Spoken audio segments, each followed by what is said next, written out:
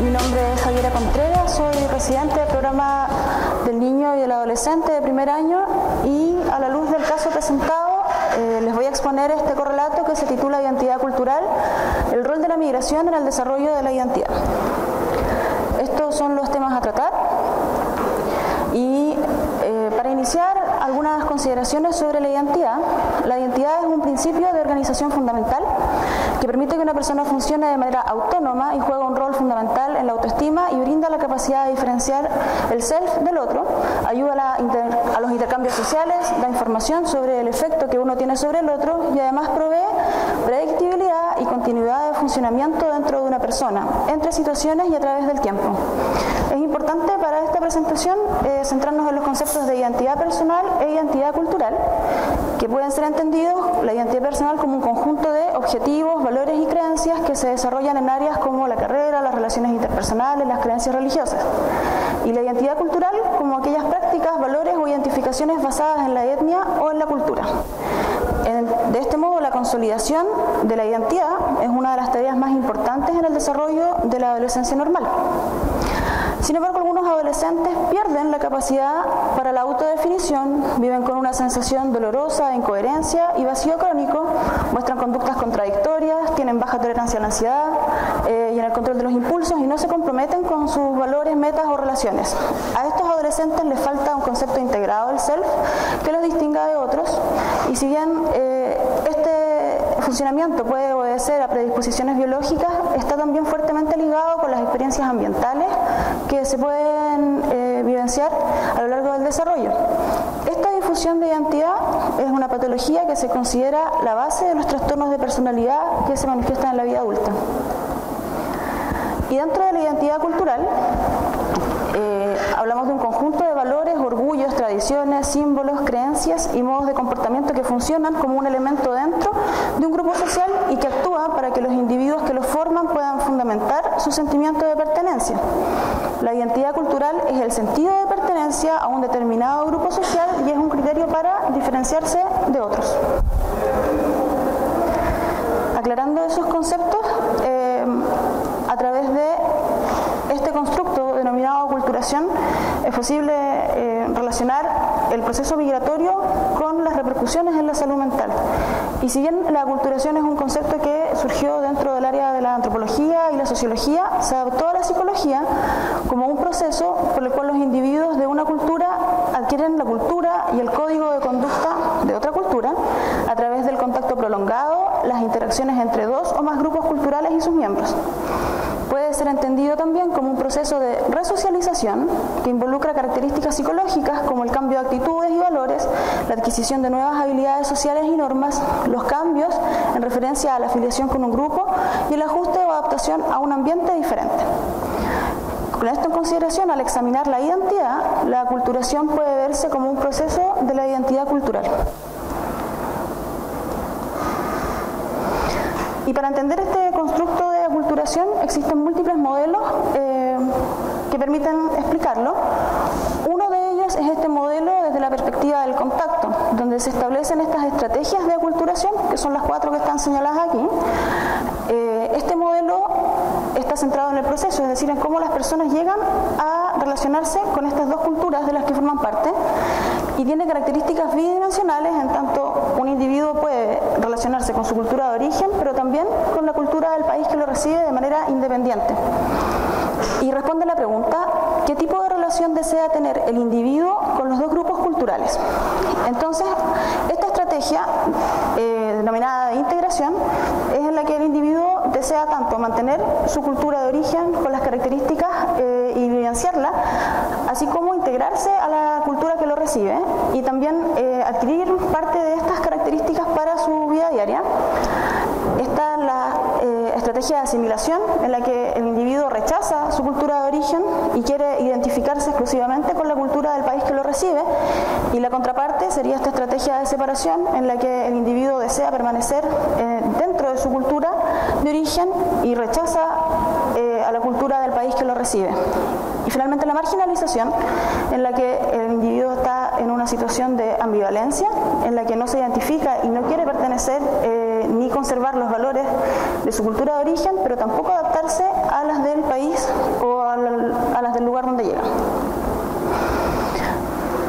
Dentro de los modelos de aculturación está este modelo de estrés por aculturación, que nos permite hacer un nexo entre lo que significa el proceso migratorio en términos de adaptación y la aparición de sintomatología de salud mental. Este modelo de estrés por aculturación señala que cuando las demandas de adaptación a la nueva cultura exceden las capacidades de las personas para afrontarlas, surge este denominado estrés,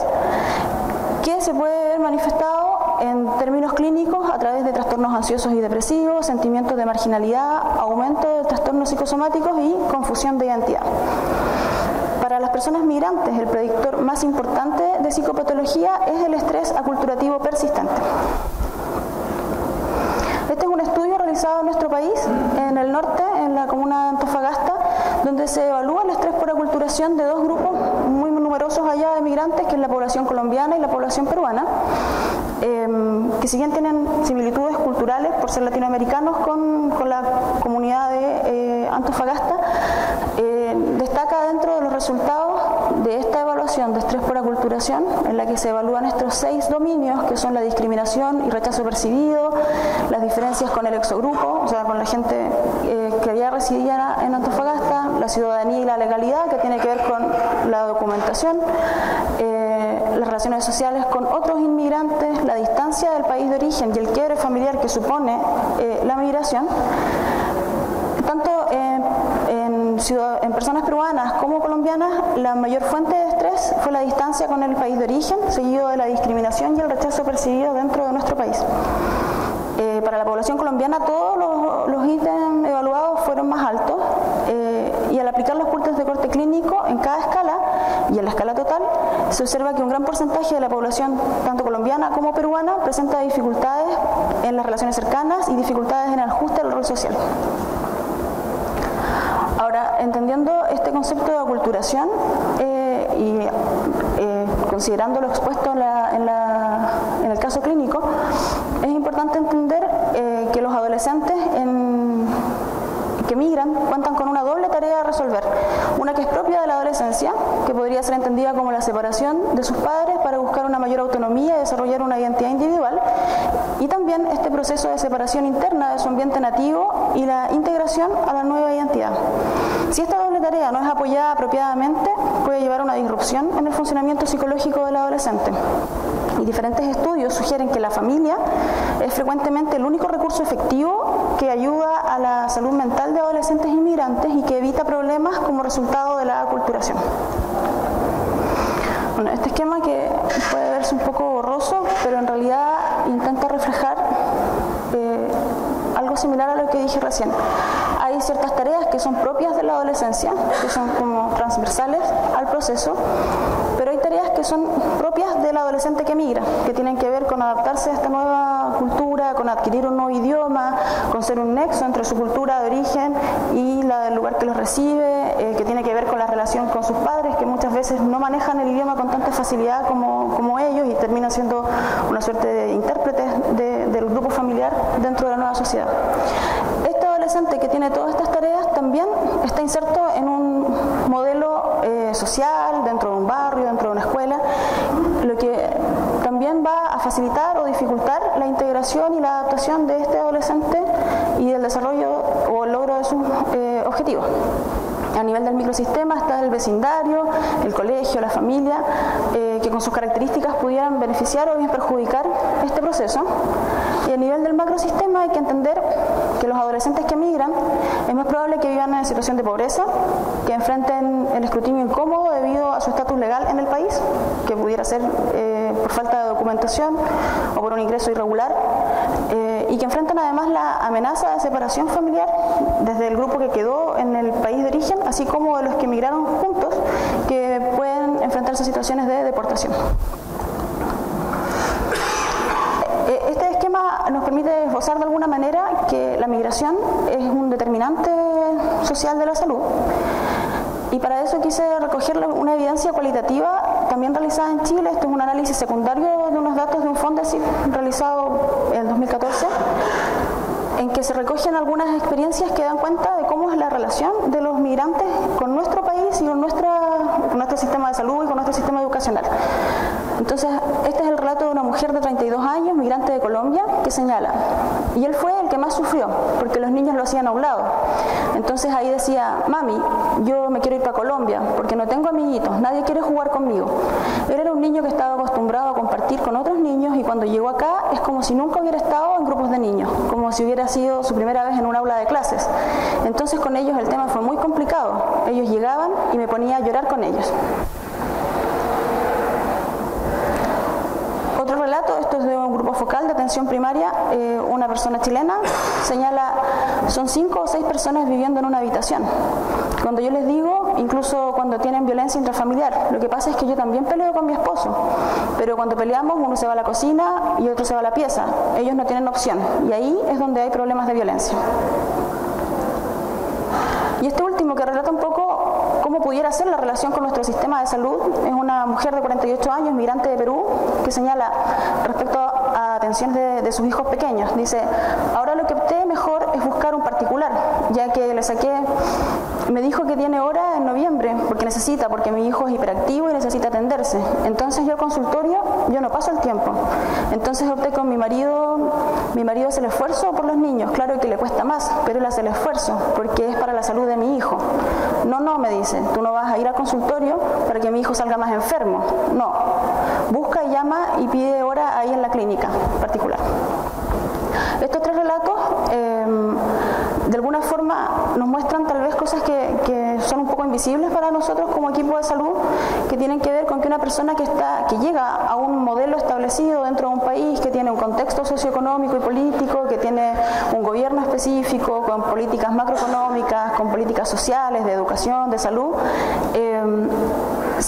viven y determinan su salud a través de estos elementos. Entonces, a nivel de condiciones materiales, por ejemplo, el hacinamiento y la vivienda precaria, o la estabilidad psicosocial de los cuidadores y de los niños, la relación con el sistema de salud a través del acceso al sistema y el uso efectivo de los servicios, las barreras del idioma, la situación de los niños transeúntes, que son los niños nacidos en Chile de padres migrantes sin documentación, las familias multinacionales, los estilos de crianza, todo esto determina e impacta en la salud de los niños, niñas y adolescentes, y nosotros lo vemos en términos clínicos a través de la violencia intrafamiliar, el abuso, el rezago psicomotor, trastornos de salud mental en el sistema familiar y en los niños, y también en enfermedades como las de tipo respiratorio, que son algunas de las que se abordan en este estudio. Finalmente, ¿qué hacer o qué propuestas han surgido en torno a cómo abordar este problema desde una perspectiva más positiva? Destacan el concepto de resiliencia y los factores protectores. La resiliencia hace referencia al proceso, la capacidad o el resultado de una adaptación exitosa a pesar de las circunstancias desafiantes o amenazantes. La resiliencia psicológica se refiere a la adaptación conductual, generalmente definida en términos de estados internos de bienestar o de funcionamiento efectivo en el entorno de ambos, y en el contexto de la migración, la resiliencia implica una adaptación positiva a los factores estresantes y desafíos encontrados en un nuevo entorno, a través del afrontamiento persistente. Por otra parte, los factores protectores son aquellos que moderan los efectos de vulnerabilidades individuales, como podrían ser las predisposiciones biológicas, y los riesgos ambientales, como los que estaban descritos en el cuadro anterior, de modo que la trayectoria de adaptación sea más positiva de lo que sería en caso de si este factor de protección no fuera operativo. Estos factores protectores no necesariamente producen resiliencia. Este estudio intenta vincular el concepto de aculturación, resiliencia y de salud mental en los jóvenes migrantes. Para eso investiga cómo influyen estos diferentes patrones de aculturación que describí al comienzo en la salud mental de los jóvenes migrantes, y si la resiliencia podría funcionar como un mediador en la asociación entre aculturación y salud mental. Se estudió a estos 194 jóvenes de entre 10 y 17 años de estos 6 países. Se evaluó salud mental y bienestar, resiliencia y aculturación a través de estos instrumentos. Y lo que ellos proponían inicialmente como una hipótesis es que, salvo el modelo de integración, que se puede considerar como el ideal, todos los demás modelos se relacionaban de manera negativa con la resiliencia y con la salud mental, y que la resiliencia tenía un efecto positivo sobre la salud mental. Dentro de las conclusiones que ellos plantean, algunas de ellas son que tanto el género como la edad y el número de hermanos que viven juntos ejercen efectos significativos sobre la resiliencia. De este modo ellos identificaron que ser hombre de una mayor edad y vivir con más hermanos se asociaba a niveles más altos de resiliencia. Y que en comparación con los jóvenes integrados a la integración, los jóvenes que tenían las otras estrategias de aculturación, las de asimilación y marginalización, exhibieron niveles significativamente más bajos de resiliencia. Y lo que llama más la atención es que dentro de los otros tres modelos que no son de integración, este orientado a la asimilación, que es el que rechaza su cultura de origen y quiere solo identificarse con la cultura del país que lo recibe, fueron los que presentaron menores niveles de resiliencia y menor salud mental. ¿Qué es lo que se ve aquí? Hay una relación negativa entre la asimilación y que tiene un efecto significativo sobre la salud mental. Ahora bien, los bienes culturales que se desprenden de esta publicación pueden ayudar a reducir los factores de riesgo y mejorar la resiliencia de las minorías étnicas y raciales en los jóvenes migrantes. Y entre estos bienes culturales se incluye el desarrollo de una identidad étnico-racial saludable, donde tener un sentido positivo de identidad racial está vinculado a mejor funcionamiento y estado de ánimo, menos síntomas depresivos, menos conductas internalizantes, externalizantes y antisociales, menor uso de sustancias, menos conductas sexuales de riesgo. Y mantener los valores culturales dentro de la familia se asocia con un mejor bienestar emocional, mayor persistencia emocional y mejores calificaciones en el colegio. Como conclusiones, la migración es un determinante social de la salud que aumenta el riesgo de padecer trastornos de salud mental y que impacta de manera importante en la salud pública, siendo el predictor más importante de psicopatología en los migrantes el estrés por aculturación persistente. Los adolescentes migrantes se ven enfrentados a una doble tarea en esta etapa del desarrollo. Por un lado, desarrollar su identidad personal diferenciándose de sus padres y por otro, separarse de su ambiente nativo e integrarse a una nueva sociedad. Los que logran integrar su cultura de origen a la del país al que llegan presentan mayores niveles de resiliencia y mejores resultados de salud mental a largo plazo. Finalmente, la aculturación, entendida como un proceso del desarrollo de la identidad cultural, debe ser considerada en el desarrollo de la identidad de los adolescentes migrantes e incorporarse en el manejo terapéutico de aquellos que cursan con difusión de la identidad. La familia y el mantenimiento de los valores familiares son importantes factores protectores para la salud mental de las y los adolescentes migrantes. Y para concluir esta presentación, después de la revisión del caso clínico y de la revisión de la literatura, nos surgieron algunas reflexiones o desafíos que queríamos compartir con ustedes. La primera es: contamos como equipo de salud con los conocimientos y herramientas suficientes para brindar una atención no parcializada a la población migrante con patología mental. Lo segundo, ¿cuál es el rol que delega el Estado en el CENAME al institucionalizar a un niño, niña o adolescente migrante en su proceso de aculturación, comprendiendo que la familia y la vinculación familiar es el mayor factor protector que se ha identificado y que cuando las familias no son capaces de proteger y cuidar a los niños, niñas y adolescentes, esto queda relegado a un tercero, que en este caso podría ser simbolizado en el CENAME. Y finalmente, entendiendo que la migración es un fenómeno en expansión y que puede estar asociado a graves vulneraciones de derechos humanos, como son las estadías en campos de refugiados, es necesario generar programas de reparación de trauma para migrantes. Bueno, estas fueron las referencias de la literatura revisada. Muchas gracias.